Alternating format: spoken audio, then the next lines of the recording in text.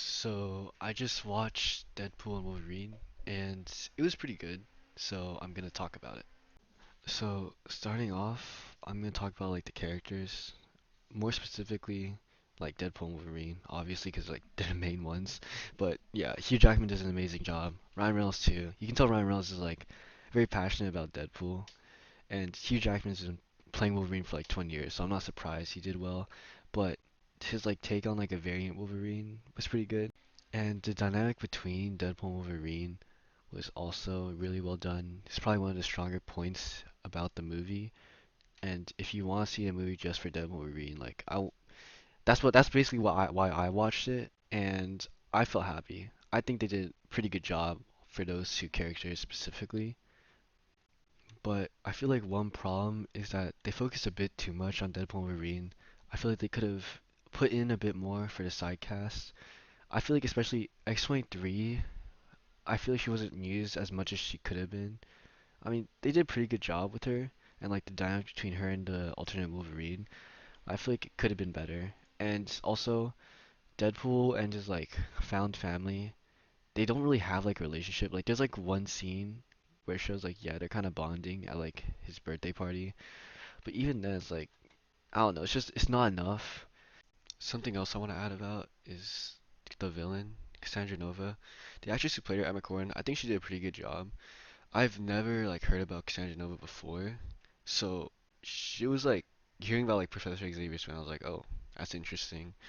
At the same time, I was like thinking like, why couldn't they use someone else? Because I feel like Cassandra Nova seems like just like such an X-Men villain, you know, not like really a Deadpool one. I get Wolverine's here too, but still, it's like it doesn't make sense to have her without like even like appearance of Professor Xavier, you know? Like they do mention him, but it's like I feel like it's not enough because I feel like that dynamic is much more important than they have between like Wolverine and Cassandra Nova or Deadpool and Cassandra Nova. Yeah, so I think they could use like a different villain. Moving on to the cameos. This is like one of the few Marvel movies where like cameos are justified, you know?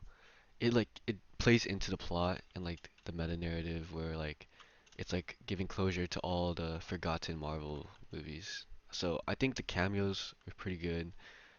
I liked who appeared in the cameos too. I'm not gonna spoil who, but yeah, the appearance of the cameos was good. I think they made a good choice in choosing to have cameos for this movie. Overall, I think the plot is okay. I feel like it's a bit too confusing though, but it's not entirely the movie's fault. In part, it's due to like the previous movie. For example, like in Deadpool 2, technically Peter died and his girlfriend died, or his ex-girlfriend. But in this movie, they came back to life, which only happened because of post-credit scenes that appeared in Deadpool 2, where Deadpool uses Cable's time machine to go back and save all like the people that died. Which it also had like some parts where Deadpool like stops Ryan Reynolds from getting Green Lantern, which is funny, but like the fact that it's canon makes it a bit confusing because you can't like tell what's like really a joke or not, you know?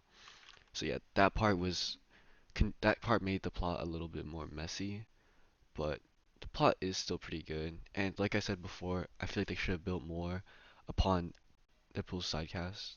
So I think that the comedy is like pretty good.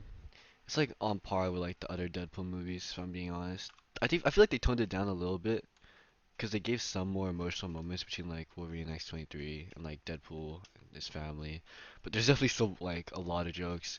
This time it leaned in more on like gay jokes because it's Deadpool and Wolverine, so I'm not really like surprised. There were some funny ones. I think one of the funnier jokes was like the post-credit one or like the car fight. I think that was funny. But yeah, the jokes were okay. If you're there just for the jokes, I mean, it's alright. To be honest, I think what Deadpool and Wolverine like shines the most in is definitely the action, which I'm thankful for. I'm also very grateful that Marvel and Disney allowed Deadpool and Wolverine to be rated R, because I feel like it just wouldn't have worked if it wasn't. I mean, yeah, because all the cussing and stuff, obviously, but also the blood and the gore. Their fights, like Deadpool and Wolverine's fights, are amazing.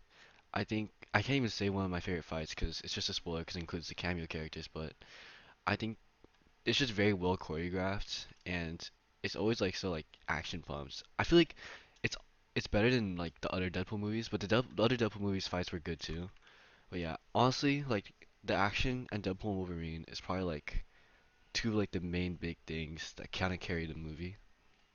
Overall, I think Deadpool and Wolverine is pretty good. They could have done more, I feel like, but the meta narrative where like they're giving closure to all the cameo characters, I feel like that's pretty strong. I think the actual plot in itself is like okay. There's like some holes, but yeah, it's all right. The action and comedy is definitely a highlight. Um, this is definitely one of the better Marvel movies for sure. I'm gonna give this like an 8 out of 10 for me.